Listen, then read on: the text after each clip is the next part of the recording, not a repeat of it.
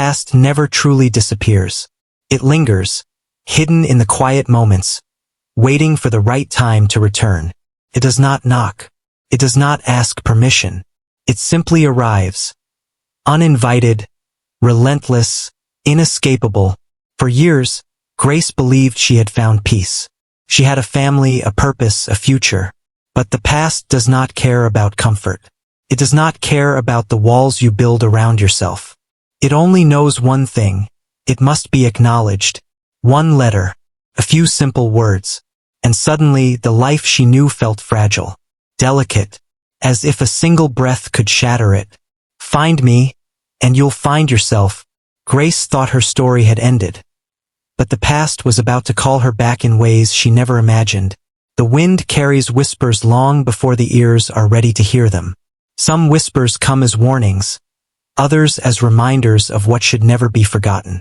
But there are whispers that arrive like ghosts, silent at first, until their presence becomes unbearable. Grace sat with the letter in her hands, its edges pressing against her fingers like something alive. A single piece of paper, yet it carried the weight of unseen hands, of a voice that had written it with a purpose only she could unravel. Find me, and you'll find yourself. The words clung to her mind, creeping into the quiet spaces of her thoughts, unsettling the peace she had come to know. She folded the letter once, then again, pressing it between the pages of a book she had no intention of reading. It was easier to hide things in plain sight, easier to pretend they did not exist. But secrets have a way of making themselves known. They breathe beneath closed doors. They stir in the stillness of the night. They refuse to sleep.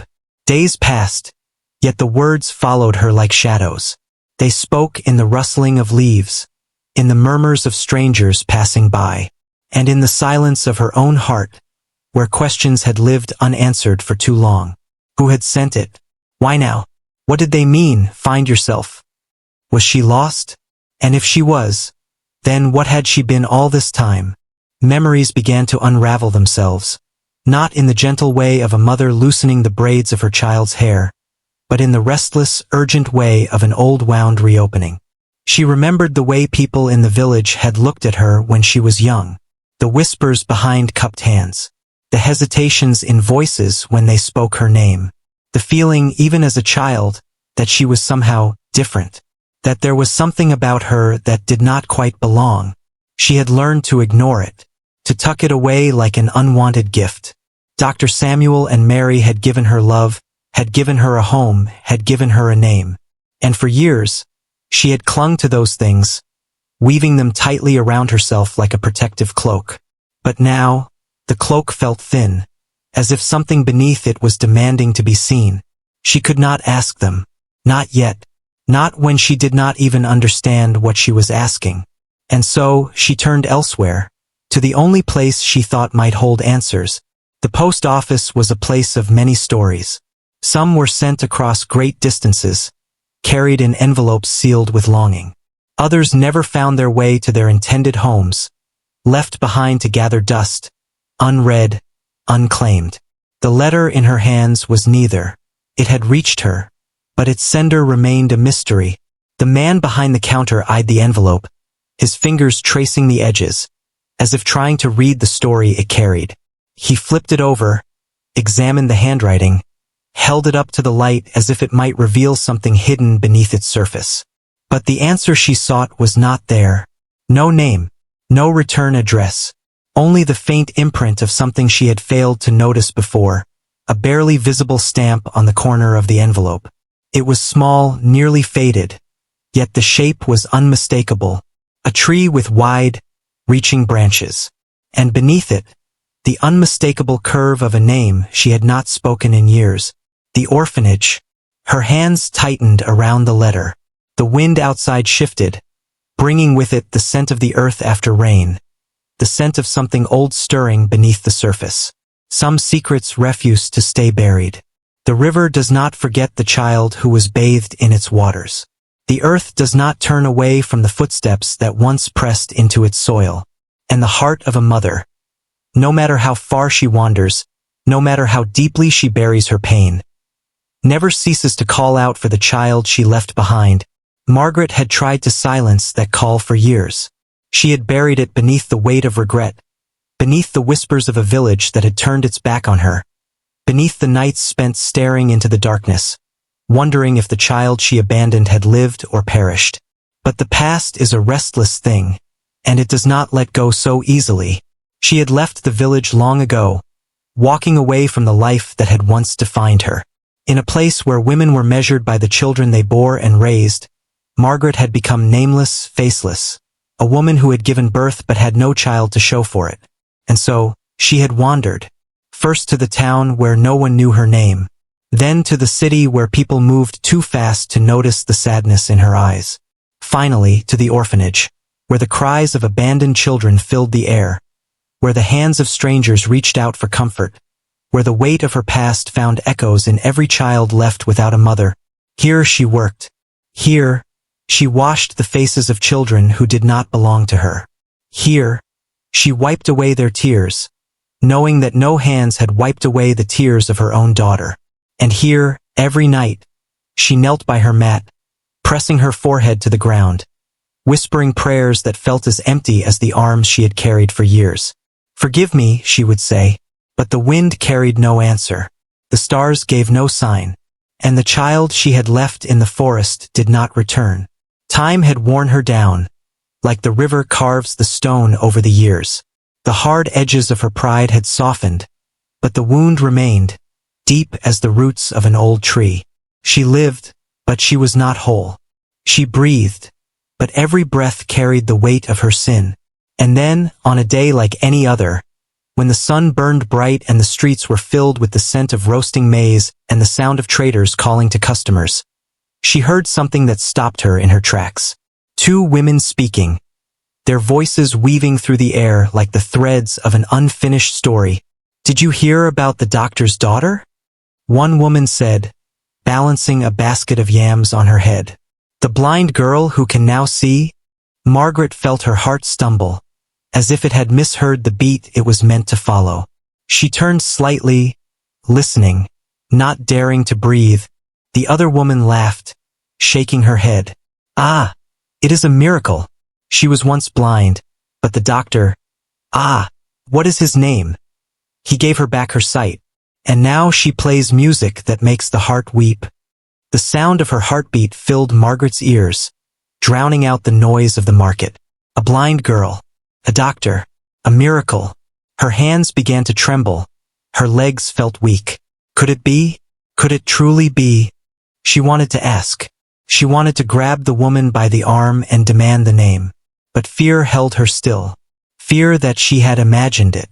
Fear that she had lost the right to know. But the words repeated in her mind, circling like vultures around the carcass of her past. A blind girl who can now see. Grace. She did not remember how she made it back to the orphanage. She did not remember how she reached her mat. But when the night came, she did not whisper her usual prayer. She wept. Deep, shaking sobs, the kind that had been trapped inside her for years. The kind of weeping that belonged to a mother who had lost, and now, perhaps, had been given a second chance. But could she take it? Did she deserve it? The moon outside was full, watching from above like the eyes of the ancestors. The wind moved through the trees, carrying the whispers of spirits who had long since left the earth. And deep inside Margaret's heart, something stirred, a knowing, the certainty. She could not live like this anymore. She had run for too long, lived in the shadows of her past for too many years. She had lost everything, and now, by the will of the gods or by the hand of fate, she had been given a path to redemption. She would find Grace, even if it took everything she had. Even if Grace refused to see her. Even if she was cast away once more. She would find her, for a mother does not stop calling her child's name, no matter how far she has wandered. And Margaret would call until her voice was heard. The night does not reveal its secrets to those who seek them in haste. It watches, it waits. It whispers only to those who dare to listen. The paths of destiny do not run in straight lines, nor do they yield their truths without a price. And so, Grace moved through the night like a traveler walking a road she did not yet understand. guided by a pull she could not name. The letter had set something loose within her, something restless, something that would not allow her peace. The words had settled in her mind like stones thrown into still water, sending ripples that touched everything she thought she knew. She had spent her life believing in the warmth of her home, in the hands that had raised her, in the love that had shaped her. But now, questions pressed against her ribs like unspoken prayers, filling her lungs with doubt. Could a life built on love still be a life built on half-truths? If she did not know where she had come from, how could she know where she was meant to go? She left in silence, her steps light upon the earth. The night air was thick with the scent of wood smoke and distant rain, and the trees stood tall around her, their branches arching like elders in deep thought. Somewhere in the darkness, an owl called out, its voice carrying the wisdom of those who had seen much and spoken little. The journey to the orphanage was not long, but the weight she carried with her made every step feel like a crossing between two worlds, one she had known, and one she was about to step into. The orphanage stood at the edge of the city, an old place with walls that had held many stories. It had been built to shelter the lost, to give refuge to the forgotten. But now, it held something more, a past waiting to be unraveled. The moment Grace stepped onto its grounds, she felt it. The air was different here, charged with something unseen, something that had been waiting for her. She moved carefully, past the rows of sleeping children, past the halls filled with the quiet breathing of those who had known abandonment. And then, in the dim glow of a lantern, she saw her. An old woman sitting near the doorway, her hands resting on her lap, as if she had been expecting this very moment. Mama Esther. The name floated up from the depths of Grace's memory, a name she did not know but somehow recognized. The woman's eyes, dark and knowing, met hers with a gaze that held no surprise. There was something in them that reminded Grace of the river during the dry season. Deep, unmoving, holding secrets beneath its surface. For a moment, there was nothing but silence between them. The kind of silence that is not empty, but full. The kind that does not ask but answers. And then, as if speaking a truth that had waited for years to be spoken, Mama Esther's voice rose in the quiet. Your birth mother never stopped looking for you. The words struck Grace like the first drops of rain before a storm. Cold, sudden, impossible to ignore. She had imagined many things. That she had been thrown away, forgotten, erased from the mind of the woman who bore her. But this was something she had never considered. The weight of it pressed against her chest, a new kind of burden, one she did not yet know how to carry. Had Margaret searched for her out of guilt? Had she longed for her out of love? Could both things be true at once? Grace did not know. All she knew was that the world she had built within herself had shifted. And now, she stood at the edge of something unknown. The night held its breath as Grace sat with this new knowledge, the past and present folding into one. And somewhere, in the depths of her heart, something that had been silent for years stirred, waiting to be understood. The past does not rest. It does not sleep in forgotten graves, nor does it fade with the passage of time. It lingers in the whispers of the wind, in the stories left untold, in the spaces between truth and silence. And when the time comes, it rises, demanding to be heard. Grace sat with the weight of the old woman's words pressing into her bones. Words that had unraveled everything she had known, yet left her with even more questions. Her mother had not abandoned her out of hatred. She had not left her to die without thought. She had searched. She had suffered. She had carried a wound that time had not healed. And now, as the night stretched on, Grace found herself standing on the threshold of a truth she had never dared to imagine. Mama Esther's voice, thick with the years she had carried, rose like the smoke of an ancient fire, curling around Grace, pulling her deeper into the past. Your father was a man of wisdom, she said, and at those words, the night itself seemed to lean in, listening. He was a teacher, a man whose words were like rain in a season of drought. Where there was ignorance, he planted knowledge. Where there was injustice, he stood like a tree that would not bow to the storm. But men like him, They do not live long in a world where truth is feared. The name of her father had been lost to her, buried beneath the life she had come to know. But now, it rose like a distant song carried by the wind, faint yet undeniable. He had been a man of learning, a man who had shaped young minds, who had held books as sacred things, who had believed that knowledge was the only true wealth. But knowledge is a dangerous thing in the hands of the wrong men. And so, one night, the hands of the wrong men had reached for him. The tale unraveled in the old woman's voice, each word peeling back the layers of time. He had been warned, told to stop his teachings, told to close his school, told that the lessons he gave were not welcome. But a man who walks with truth in his heart does not turn back, no matter how loud the thunder growls. And so they had come for him. It was night much like this one when they took him. A group of men with faces hidden in the dark, with voices that carried no names. They dragged him from his home, past the place where the children learned, past the village square where he had once stood with pride. They took him beyond the trees, beyond the reach of those who might have saved him. And when the sun rose the next morning, the earth was wet with blood.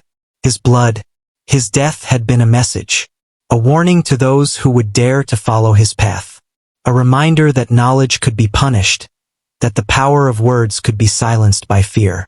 The village had whispered his name for a time, spoken of his courage, of his sacrifice. But as the seasons changed, so did the tongues of the people. They spoke of him less. They told the story only in hushed tones.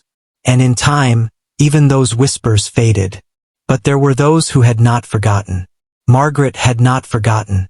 She had loved him. She had carried his child. And when the men who took his life turned their eyes upon her, she knew that silence was the only thing that would keep her alive. They had warned her, do not speak his name, do not tell his story, do not let his child grow to ask questions. And so, she had done the only thing she knew to do. She had run. She had given her daughter to the mercy of the gods, believing that only by severing the past could the child have a future. But the past does not sever easily. It is a vine that clings, a river that finds its way back to its source.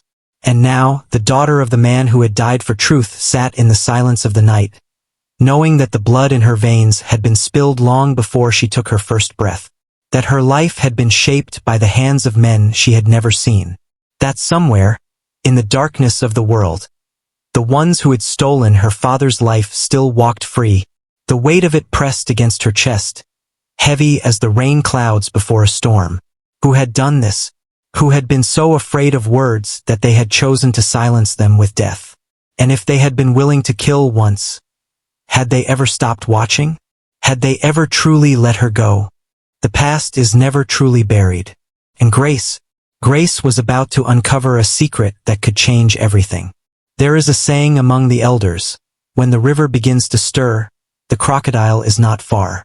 Some truths, like sleeping beasts, are best left undisturbed, for the one who wakes them must be prepared to face their wrath. But Grace had already set her feet upon a path from which there was no turning back. The past had begun to speak, and now, it would not be silenced.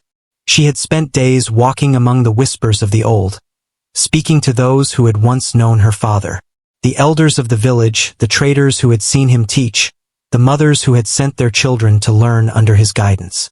But every conversation was the same. A shift of the eyes, a lowering of the voice, a sigh heavy with things unsaid. It is a wound that should not be touched, they told her. The spirits do not take kindly to those who stir the ashes of the dead.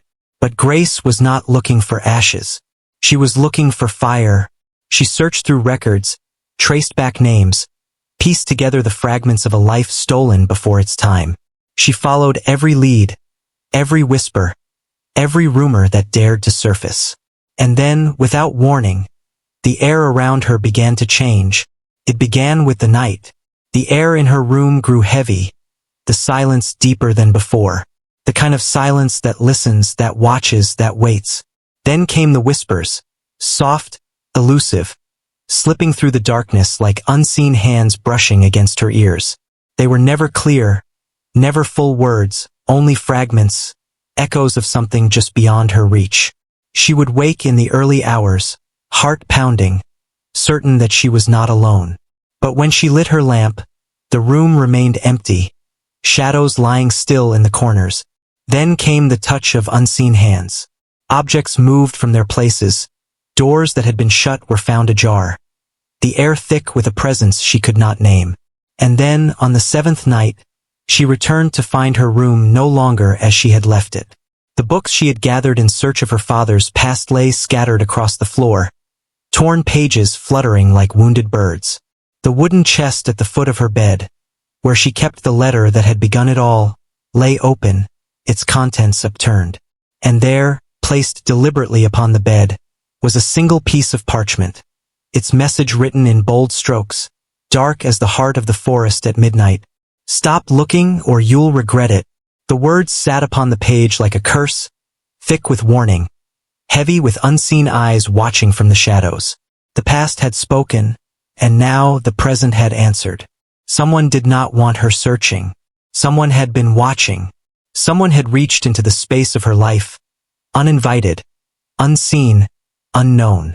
And though her hands trembled as she picked up the note, though her breath came in shallow waves, she knew one thing with certainty. The closer she came to the truth, the more dangerous it became. The elders say that the wind carries many things. Secrets, warnings, the voices of those who came before.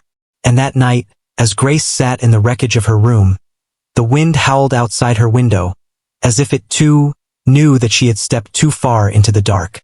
But she was her father's daughter. And like him, she would not turn back. A child does not know the dangers that lurk in the tall grass. She only sees the path before her, eager to walk where her feet have never stepped. But the elders, those who have seen the fangs hidden beneath the leaves, know that some roads do not lead home. Some roads are not meant to be walked. Some truths are best left buried beneath the roots of ancient trees. Dr. Samuel had spent his life healing, restoring, mending that which was broken. He had stitched wounds, soothed fevers, breathed life into bodies that death had already begun to claim. But the wound that now threatened to open was one that no medicine could heal. He had watched Grace grow, had wiped the tears of her childhood, had steadied her when she stumbled. He had given her a name, a home, a future. But now, she was reaching into a past he had fought to keep hidden.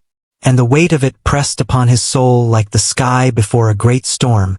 For years, he had carried this burden in silence. A secret that had stayed locked in the back of his mind, like a restless spirit waiting for the night to come. He had told himself that the past was behind them, that Grace would never need to know what had been done, what had been taken, what had been nearly lost. But the past, like a river, always finds its way back to the land from which it was stolen. He had suspected something was wrong when Grace's steps grew quieter, when her eyes held questions she did not yet ask, when she moved as though searching for something unseen. But it was when he found the scattered papers, the overturned books, the scent of fear lingering in her room like the smoke of a doused fire, that he knew. She had begun to dig where she should not dig. She had walked too far into the dark. And now, the dark had taken notice. The weight of what he had done all those years ago pressed heavy against his chest. He had found her, a child alone in the forest, crying beneath the shadow of the great tree. He had lifted her into his arms, shielding her from the night, from the dangers that watched from the tall grass. He had carried her away, had given her warmth, safety. But even then, he had known, this was not a mere case of abandonment. There were eyes that had been watching, eyes that had wanted her gone, and he had stolen her from their grasp. He had told himself it was fate, that he had been guided by the ancestors, that the spirits of the land had placed her in his path. But fate does not erase the hands of men. And though the years had passed, though Grace had grown into the light of day, the shadows of that night had never truly lifted. They had waited, patient, like hunters in the reeds, knowing that one day, the past would be disturbed. And now, Grace had done what he had prayed she would never do. She had begun to ask questions. She had stepped onto a road that led to voices he had hoped would remain silent. And once the voices begin to speak, they do not stop until they have been heard. But he could not let her walk this path. He had to stop her. For her own sake. For the sake of the life he had built to keep her safe. He knew what she did not. That there were those who had wanted her erased before she had even taken her first steps. That there was a reason she had been left in that forest. A reason that went beyond shame or misfortune. And that reason had not disappeared with the years. The ones who had wanted her gone still walked the earth. Still carried the same fear that had led them to cast her away. And if they knew she was looking, they would come again. His heart ached at the thought. The fear curled around his ribs, tight as a hunter's noose. He had seen too much, lived too long in the presence of death, to pretend that time alone could change the nature of men. He had saved her once. He could not lose her now. Not to the past. Not to the truth. Not to the hands of those who had already tried once before. But Grace was not a child anymore. She was no longer the helpless girl he had carried in the dark. She was fire, she was wind, she was a river that would not be contained. And he knew, as surely as he knew his own heartbeat, that she would not stop. She would not turn away. She would chase the truth no matter the cost. And the cost. The cost was a price he had never wanted her to pay. A father does not fear for himself. He fears for his child. And Dr. Samuel feared what Grace was about to uncover. Because he knew what she did not. He knew that some doors, once opened, can never be closed again. And once she learned the truth, she would never be the same. The past had already begun to wake. And this time there would be no stopping it. There is a path that every soul must walk, no matter how far they run. It is the path that leads them back to the place where their story first began. It is the road walked by those who have carried burdens too heavy for one heart alone. The road where past and present meet. Where wounds long left to fester demand to be healed. But not all journeys end in peace. Some roads lead only to reckoning. Grace had spent her life moving forward, guided by love, anchored by a family that had given her more than just a home. They had given her a name, a purpose, a reason to believe she belonged. But the past is a shadow that lengthens with time, and no matter how brightly the sun shines, the shadow will always be there, stretching behind, waiting. And now, she stood at the edge of the life she had built, staring into the face of the one she had long believed to be nothing more than a ghost of memory. The orphanage smelled of time, of lost things, forgotten names, prayers whispered in the dark by children who wished to be chosen, to be remembered. But tonight it held something else. A moment that had waited years to arrive. A truth that had sat at the edge of silence, waiting to be spoken. Margaret stood before her daughter, the woman she had brought into the world, the child she had left behind beneath the cold embrace of the trees. There were no words large enough to bridge the space between them, no explanations that could unravel the years that had already passed. And yet, some words must be spoken, no matter how heavy they sit upon the tongue. A mother carries many things. Life, pain, regret, love. But there is no burden greater than the one Margaret had carried. The weight of abandonment, the choice that had haunted her waking hours, the loss that had hollowed her heart. And now, as she stood before Grace, she felt the weight of it all come crashing down. Her knees could no longer hold her. She fell, her body surrendering to the grief she had long held inside. The ground was cold beneath her hands, but no colder than the silence between them. And in that moment, she did what only a mother can do. She pleaded, not with words, but with the breaking of her own spirit, offering her sorrow as proof of her love. She had never wanted to leave her daughter. But in a world that does not forgive weakness, she had been given no choice. Grace had imagined this moment many times. She had thought of what she would say, what she would ask, what she would demand. But standing here, staring at the woman who had given her life only to cast her away, the words did not come easily.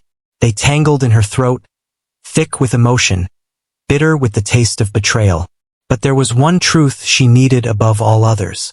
The question that had burned in her heart since the moment she first learned of the man whose blood ran in her veins. Her father. Who had he been? Why had he died? And why had his name been erased from the lips of those who once knew him? Margaret's breath came in sharp gasps, the past clawing its way to the surface, demanding to be freed. She opened her mouth, the words trembling at the edge, ready to step into the night. But fate is a cruel storyteller, and sometimes, just as the truth is about to be spoken, something darker rises to silence it. The air shifted, heavy as the moment before a great storm. A shadow moved at the edge of the room, silent as a panther waiting in the tall grass. And then, without warning, it stepped forward, shedding the darkness like a second skin. A man. Not just any man. A man whose face had been hidden, whose name had never been spoken. A man who had walked unseen through the years, watching, waiting, knowing that one day, the past would try to breathe again. And he had come to choke the air from its lungs before it could. The mask he wore was not the kind used for ceremonies, not the kind worn by elders in the great dances of spirits. It was a mask meant to erase, to strip him of identity, to make him nothing but a shadow among men. But behind the mask, there were eyes that burned with recognition. Eyes that had seen the night Grace's father had drawn his last breath. Eyes that had watched Margaret disappear into the world, carrying the unborn child of the man he had sworn to destroy. Eyes that had never forgotten. And now, they stared at Grace with something worse than hatred purpose. There are creatures in this world that do not kill out of anger, nor out of necessity. They kill because it is their nature, because they believe silence is more powerful than truth, because they know that the only way to control a story is to end it before it is told. And Grace, standing in the place where her past had finally come for her, understood one thing above all else. The man who had taken everything from her was standing before her now. And he was not done yet. The past is a restless spirit. It does not sleep, nor does it forget. It waits in the shadows, watching, listening, waiting for the moment when the present becomes weak, when the heart is open, when the old wounds are exposed. And when that moment comes, it does not knock. It enters unbidden, carrying the echoes of sins that have long been buried. The air in the orphanage had thickened, pressing down like the weight of an unseen hand. The masked man stood unmoving, a presence that did not belong to the world of the living nor to the forgotten. He had walked through time unnoticed, had woven himself into the background of Grace's life like a silent thread in a grand tapestry. And now, at last, he stepped forward, not as a whisper, not as a shadow, but as the hand that had shaped her fate before she had even taken her first breath. The mask concealed his face, but not his intent. There are men who kill for wealth, others who kill for power. And then, there are men who kill to erase, to remove names from the tongues of the living, to silence stories before they can be told. And as the man pulled off his mask, Grace saw the face of the one who had stolen everything from her before she had ever known what was hers to lose. His face was not unfamiliar. It was the face of a man who had walked among the people unnoticed, the face of someone who had been there all along, watching from a distance, ensuring that history remained buried. He had been a friend to some, a stranger to most, a ghost to those who had reason to fear him. But to Grace he was something far worse. He was the one who had taken her father's life, the one who had ensured that she would never know his voice, his hands, his laughter. He had shaped her life without ever stepping into it. And now he stood before her, unmasked, unhidden, unafraid. A name was given to every man at birth, but some men abandon theirs, taking instead the name given to them by their deeds. And the name that followed this man through the dark corners of the land was one that mothers whispered to their children when they spoke of betrayal, of men who had once been trusted and had turned against their own. He had not always been a killer. He had not always been a man of the night. Once, he had been a follower of knowledge, a man who had walked alongside Grace's father, a brother in thought and vision. But not all men can bear the light of wisdom. Some look into the sun and are blinded, their hearts turning to darkness instead. Grace's father had believed in teaching, in knowledge, in the kind of truth that breaks chains and sets minds free. But the man who stood before her now had seen knowledge not as a gift, but as a threat. He had believed that some things were better left in ignorance, that there was power in silence, that the people should not be taught to ask questions. And so, when the time had come, when the whispers of revolution had begun to stir in the hearts of those who listened to Grace's father, he had made his choice. He had not killed out of rage. He had not killed out of vengeance. He had killed because he believed that the world should remain as it was, unchanged, unquestioned, unchallenged. And now, he had come to ensure that the past remained buried. That Grace, like her father, would be silenced before she could do what he had feared the most. Unravel the truth. The moment stretched between them like the pause before a great storm.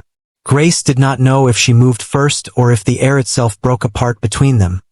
But suddenly, the room was no longer still.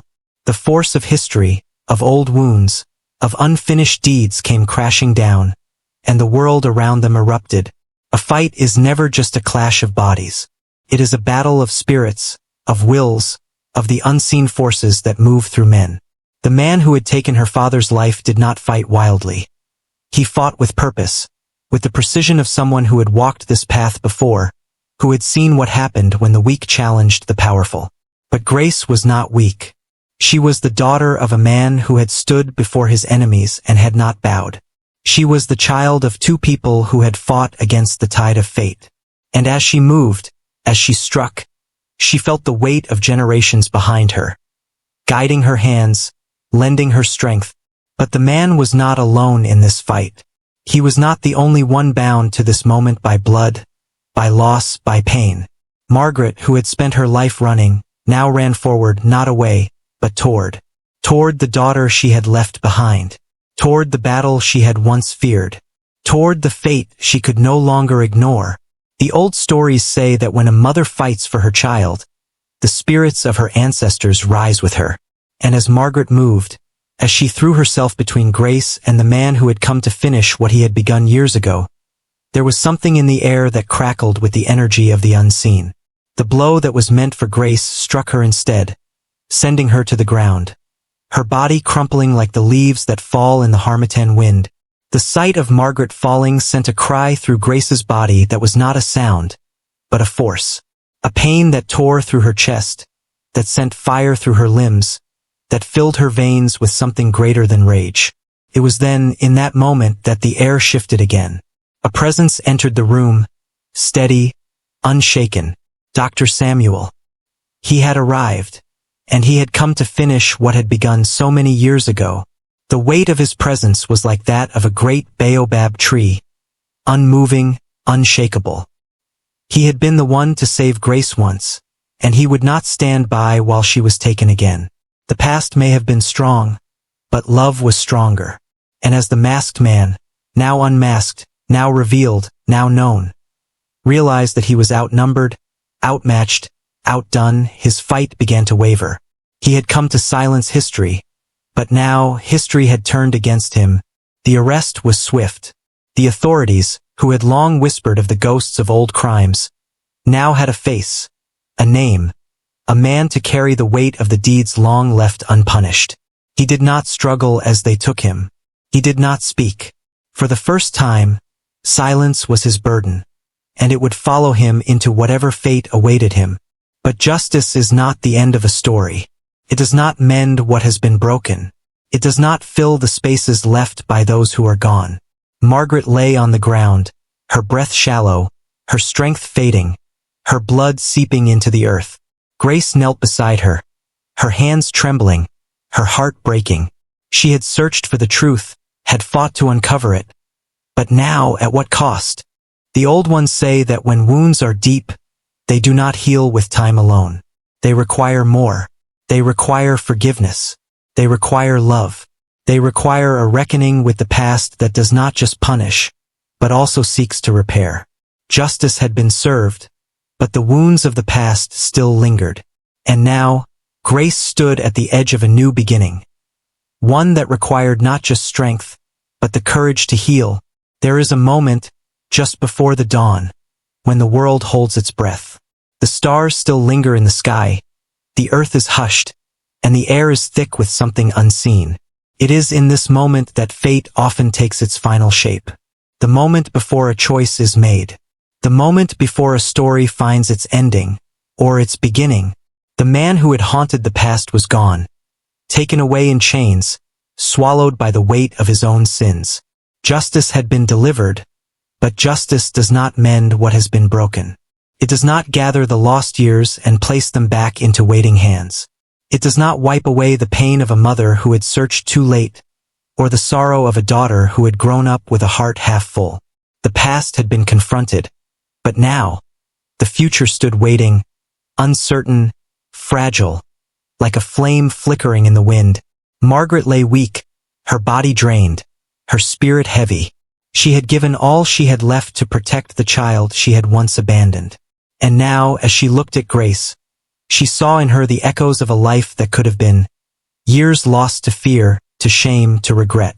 She had dreamed of this moment for so long, but now, she feared she was too late. Some doors, once closed, never open again. But Grace did not see the woman who had left her. She saw the woman who had knelt before her, begging for forgiveness. She saw the woman who had taken a blow meant for her. The woman who had searched for her across time, despite the weight of her own mistakes.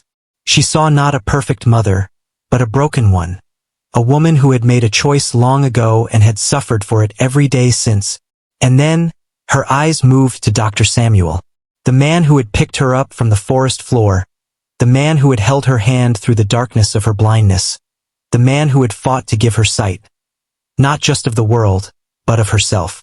And beside him, Mary, the woman who had cradled her when she was afraid, who had wiped her tears, who had whispered lullabies into the night when sleep refused to come. These were the hands that had shaped her, the voices that had guided her, the love that had raised her. Two paths, two stories, two mothers. The old ones say that when a tree splits into two branches, both still carry the same roots. They may grow in different directions, they may reach for different skies, but they are still bound by the same earth. And so it was with Grace. She could not erase the woman who had given her life, just as she could not turn away from the ones who had given her love. She was not just the daughter of Margaret, nor just the daughter of Dr. Samuel and Mary. She was both. She was all. And to deny one was to deny herself. The weight of the past, of betrayal, of longing, of love, Grace carried it all. But in her heart, she knew that carrying pain was not the same as holding on to it. To move forward, to step into the light, she had to do the one thing that had eluded her for so long. She had to forgive. And so, she did. Margaret's body trembled as Grace stepped forward, as the space between them closed. And when Grace wrapped her arms around her, holding her not as a stranger, not as a ghost from the past, but as a mother, Margaret wept. The kind of weeping that does not come from sorrow, but from the release of a burden too heavy to bear alone. The kind of weeping that cleanses the soul, that carries away the weight of years in a flood of unspoken words. It was a weeping of forgiveness, of homecoming, of a past that would no longer hold them prisoner. She did not choose one mother over the other. She did not let go of one to hold onto the other. She embraced them both. She honored them both. Because she was not just the daughter of one story. She was the daughter of all of them. The old ones say that life is not about perfect endings. That no tale is ever truly finished, only passed on, carried forward, shaped by those who come after. And as Grace stood between her two worlds, she knew that this was not the end of her story. It was only the beginning. Some stories do not end with a perfect resolution. Some stories end with a choice. And sometimes that choice is what defines who we truly are. And so, dear listener, if you stood in her place, if the past knocked upon your door after years of silence, if the mother who left you returned with sorrow in her heart and regret in her hands, what would you do? Would you forgive? Would you let go? Would you choose love over pain? The story is told. The choice is yours. If this tale has stirred something in your heart, share your thoughts. What would you have done in Grace's shoes? Let your voice be heard, for stories live on through those who speak them. And if you wish to hear more, to follow where this tale leads next, let your presence be known. Like, share, and let us walk together on the path of the next story.